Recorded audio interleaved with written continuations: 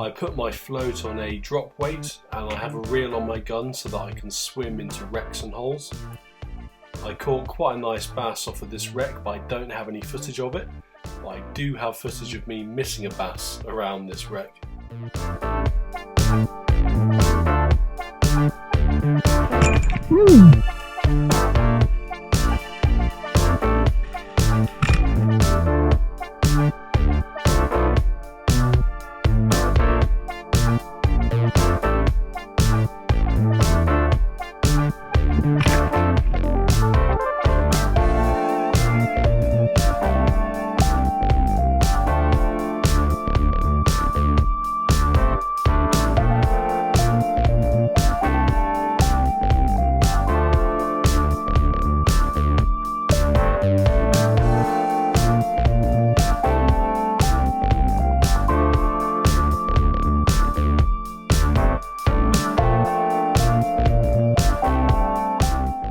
I took two guys diving on this like stretcher poles. One of them caught a nice 6-pound bass, and I think the other one missed a nice 6-pound bass at the same time that I was diving, and spooked off all the decent bass. So there was a few mullet about the holes here, and I'm diving with a reel gun, and I've got my float on a shot weight still.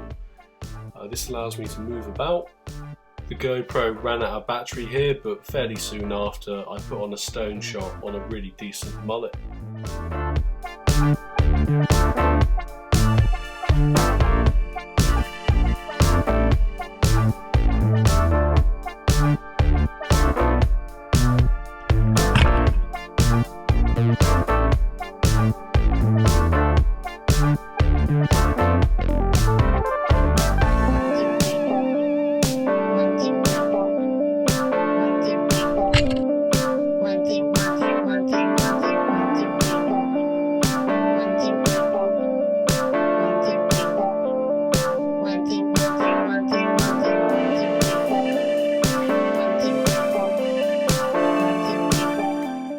In this hole I found a really nice lobster.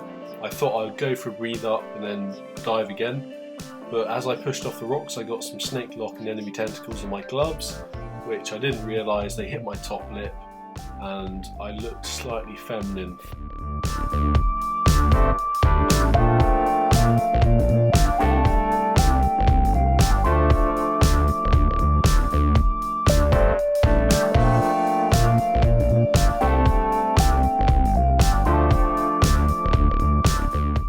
With the crystal clear visibility that we were having and tiny tides, I went to go and dive some of my favourite ground. This was an 18-metre dive, and some of the dives coming up are about 20 metres, and there's some really cool holes down here and they can hold some really good fish.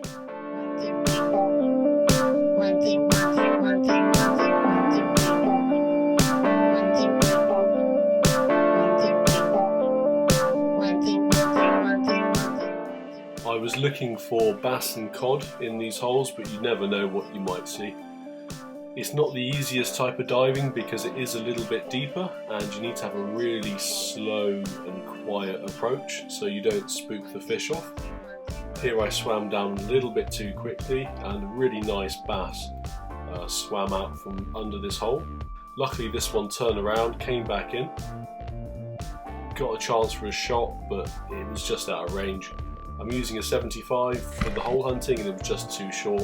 There were some nice fish and crabs and lobsters down there. I was planning on going back, but the weather went rubbish and I never managed to get back there. So I had to dive somewhere else where there was visibility, and there was a couple of bass under this wreck.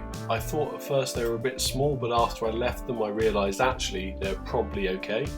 So I did another dive and managed to pick out the smallest of them all probably.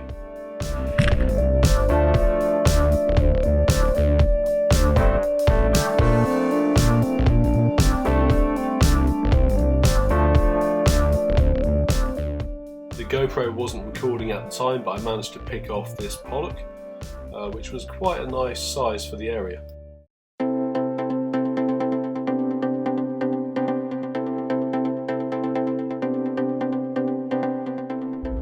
Tony came to Dorset to try and catch some flatfish. He's only caught one place before and he's not caught any Dover sole. I was trying to put him on some good ground and show him what to look out for, but he very quickly got his eye in.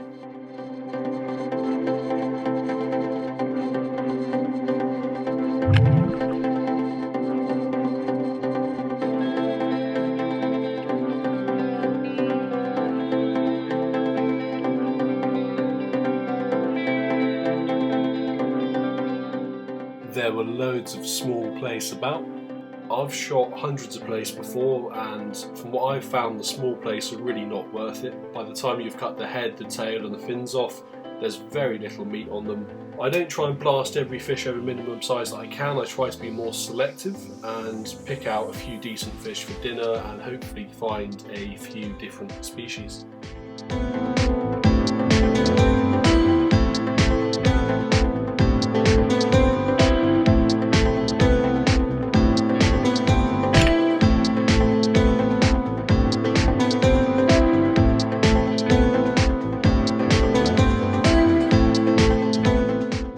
This plaice was over 50 centimetres, and at this time of year they're really thick, so I got 4 cracking fillets off of that fish.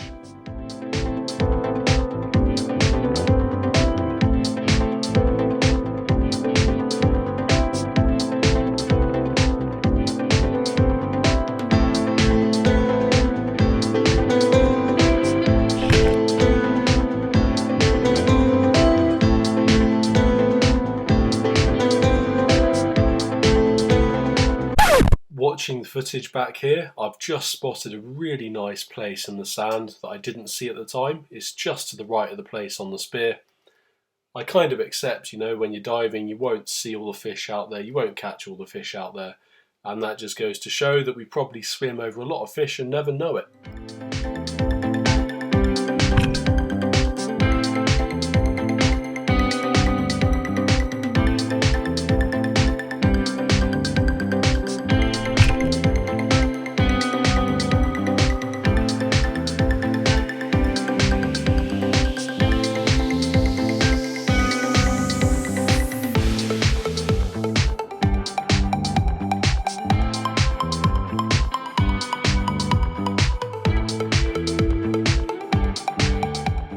There's a small cod in the grass there. I didn't take it, but later in the session I found and caught a bigger cod, but there was red mullet and gurnard and grey mullet, and there was quite a few other fish about, so it was pretty fishy out there.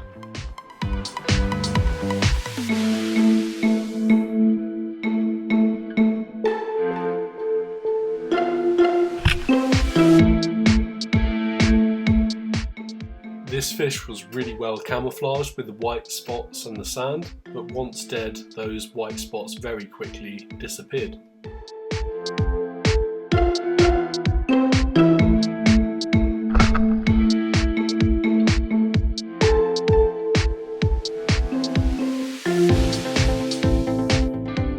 Before you shoot a fish, you need to know what the species is and any relevant laws, such as the minimum size.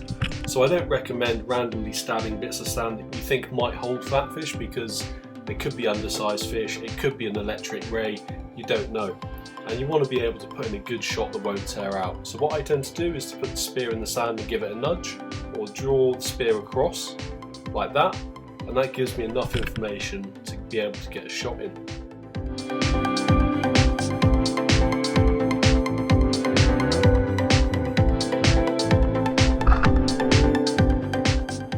Chatty bashing is really just a question of being in a good spot at the right time. You point, you shoot, it's easy diving, it's good for newbies. You really don't need any silly expensive gear, and you get some really good seafood out of it.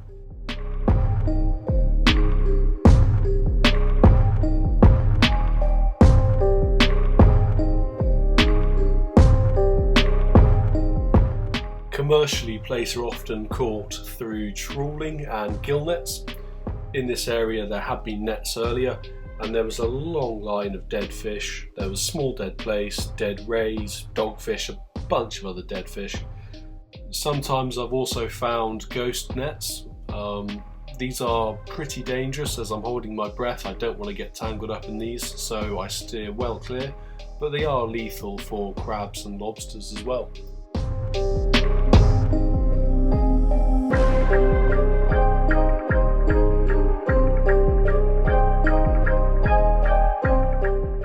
Just to be clear, in case you're not sure, these are ghost pots, they're not active fishing gear. I released other crabs out of that pot, some of them were dead.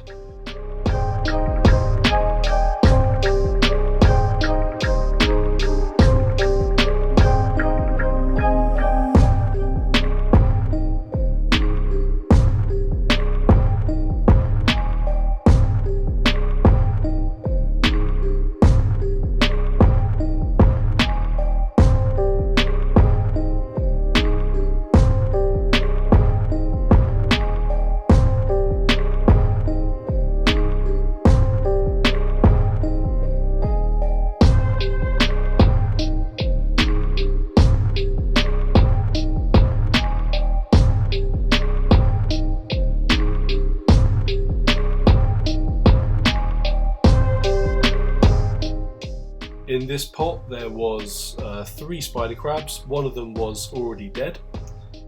These pots were good examples of what I found, but I did find quite a few more pots. And I didn't find any pots with spiny lobsters in. I'm sure there are lobsters stuck in pots out there, I just didn't find any